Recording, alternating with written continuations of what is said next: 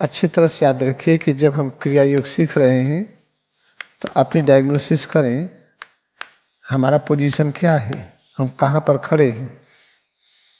क्या हमारी यात्रा क्रिया योग करते हुए भी राक्षसी प्रवृत्ति की ओर जा रही है या ईश्वरी प्रवृत्ति की ओर।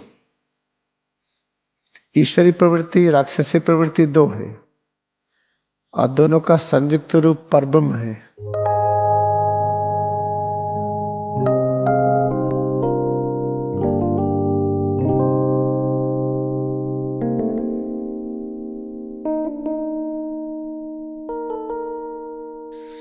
अगर हम मानव के रूप में खड़े हैं, पाताल लोक है ये, हम मानते हैं कि हम मानव हैं, भगवान दूर हैं, तो इसे कहते हैं कि अपने अंदर राक्षसी प्रवृत्ति है ये। इसी को आसुरी प्रवृत्ति कहते हैं। फिर क्या सोचते हैं कि क्रिया योग है क्या। क्रिया योग में पहला है रिचार्जिंग, फिर क्या है, फिर है ब्रेथ, फिर क्या है ओम वाइब्रेशन, फिर क्या है दीक्षा वाली क्रिया, इनिशिएशन। अगर हम सोचते हैं कि क्रिया योग इस तरह से 4 में है और कितने वर्षों से अभ्यास कर रहे हैं, क्रिया योग किस तरह से देखते हैं, तो इसका मतलब हमारी पोजीशन अभी पाताल लोक में है। अभी जो हमारा समूह है ये मानव का समूह है।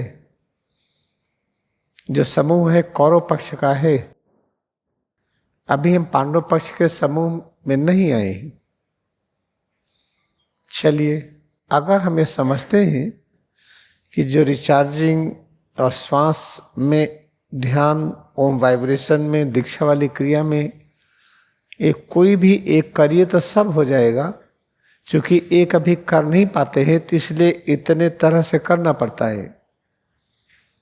इसे रिचार्जिंग क्या है, सबका अभ्यास मिलकर रिचार्जिंग क्या है, ब्रेथ क्या है, पूरा अभ्यास मिलकर के इसे को ब्रेथ कहेंगे।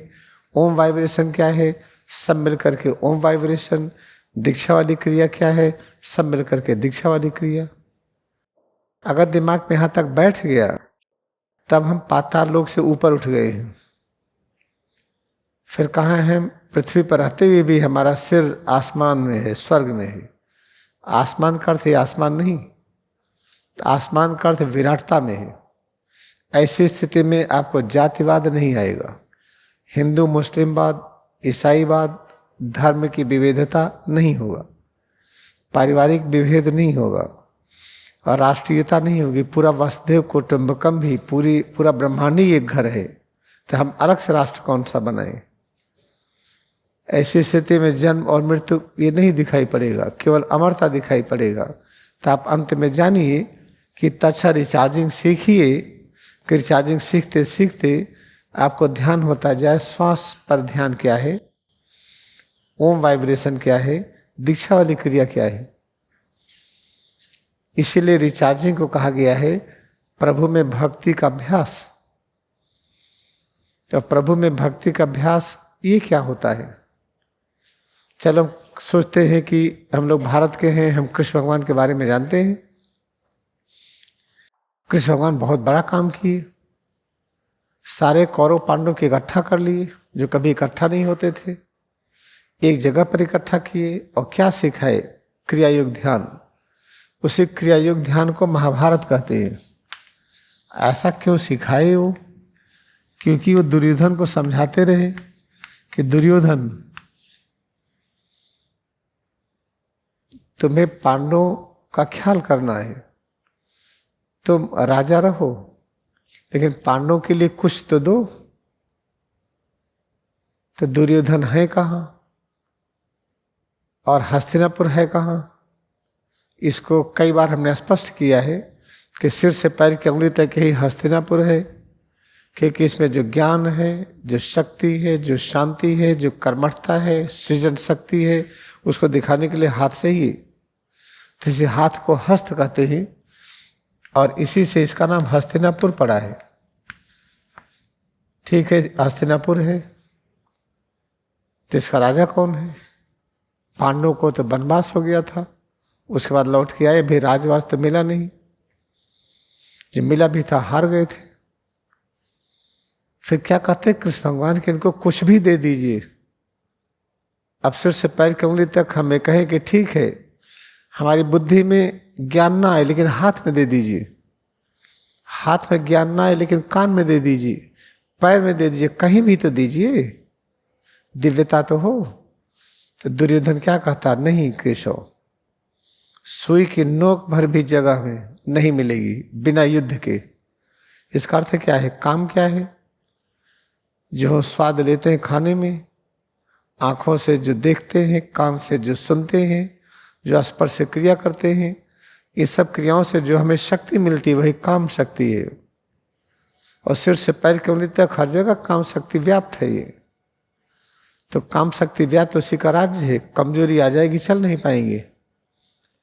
तो काम शक्ति से जो हमें गर्व है, हमें प्राइड है, हमारे पास ये बल है, तो हम दुर्योधन के पक्ष में खड़े हैं। तो दुर्योधन का ही पूरा साम्राज्य है, तो हम चाहते इसमें डिविनिटी आए। दुर्योधन कहता डिविनिटी आ ही नहीं सकती। डिविनिटी क्या है, हमें गर्व ना हो कि बहुत शक्तिशाली है। दुर्योधन कहता है कि हमसे कोई भी कर ले लड़ाई, पांडव में चाहे तो पांचों एक साथ मिलकर कर लें या एक एक कर लें, और सबको हराने के लिए क्षमता रखता है। ऐसे ही हम खाना खा रहे हैं, दाल में नमक नहीं है, कर लीजिए मन को संतुष्ट, बिना नमक के दाल सब्जी का स्वाद मिल जाए, जबरदस्ती खाएंगे स्वाद नहीं मिलेगा। तो कौन प्रभावशाली है, काम। इसीलिए कहते हैं दुर्योधन केशव से कि सिर से पैर की उंगली तक अगर चाहते हैं कि इसमें देवत्व प्रकट हो। देवत्व क्या है, हर जगह में देवताओं की शक्ति है। वो कौन सी शक्ति होती है, मन की अनंत शक्ति, बुद्धि की अनंत शक्ति, इंद्रियों की अनंत शक्ति, समत्व है, एक कंसंट्रेशन बहुत है, धैर्य बहुत है, यही सब है देवताओं की शक्ति। अगर चाहते हैं केशव तो महाभारत युद्ध करिए। तो जो ध्यान की कक्षा ऑर्गेनाइज की गई थी वो दुर्योधन के लिए की गई थी, क्योंकि सबसे बड़ा ज्ञानी वही था। तो राष्ट्र में कोई नियम बनाया जाए, जो सबसे बड़े अज्ञानी हैं, जो सबसे कमजोर हैं, उनके लिए पहले उनको देख करके नियमावली बनाइए तो राष्ट्र सुखी रहेगा। हर नियम ज्ञानी को देख करके बनाइए तो सुखी नहीं रहेगा राष्ट्र। तो कृष्ण भगवान ने एक रास्ता दिखाया, हम दुर्योधन के कहने पर हमने महाभारत किया, जिसको युद्ध कहते हैं। महाभारत युद्ध सबसे बड़ा संघर्ष। कौन सा संघर्ष, अपने धैर्य का इस्तेमाल हम करेंगे अच्छा काम करने में, धैर्य खोएंगे नहीं। चलो भाई आज एक दिन खो देते हैं धैर्य, आज खूब मजे ले लेते हैं, चलते हैं, खूब होटल में खाना खाएंगे, खूब पिक्चर देखेंगे, खूब घूमेंगे टहलेंगे, आज मस्ती में आ जाए, कल से हम करेंगे। तो ये क्या हुआ, हमने धैर्य खो दिया। हम धैर्य का इस्तेमाल करेंगे नहीं, हम आज ही से हम एक भी काम वो नहीं करेंगे जिस काम के करने से अपने अंदर सिर से पैर की अंगुली तक इसमें हमारी जीवन शक्ति घटे, शांति घटे, ज्ञान घटे, ये सब चीज घटे। हम एक भी काम नहीं करेंगे। अपने मन को हम पूरी तरह से पकड़ के रखेंगे कि तला भुना नहीं खाएगा, उल्टा सीधा नहीं खाएगा, उल्टी बात सुनेगा नहीं, उल्टी बात कहेगा नहीं, आंखों से देखेगा, सबका सम्मान करेगा। सम्मान करना नहीं आता है तो क्रिया योग ध्यान करेगा। तो ये अपने धैर्य के सहारे मन और बुद्धि की शक्ति को हम पकड़ करके उस जगह लगाएं जहां लगाना चाहिए। इसी को कहते हैं युद्ध करना। इसकी विस्तार से व्याख्या हमने किया, किताबों में लिखा भी है, आप पढ़ लीजिएगा। तो इस तरीके से रिचार्जिंग है क्या, परब्रह्म में डिवोशन। परब्रह्म में डिवोशन क्या है कि सुई की नोक भर भी जगह न छूटे, सब में एकाग्रता बढ़ाइए और जो अनुभव हो क्या कहिए, अरे यही तो सब कुछ है।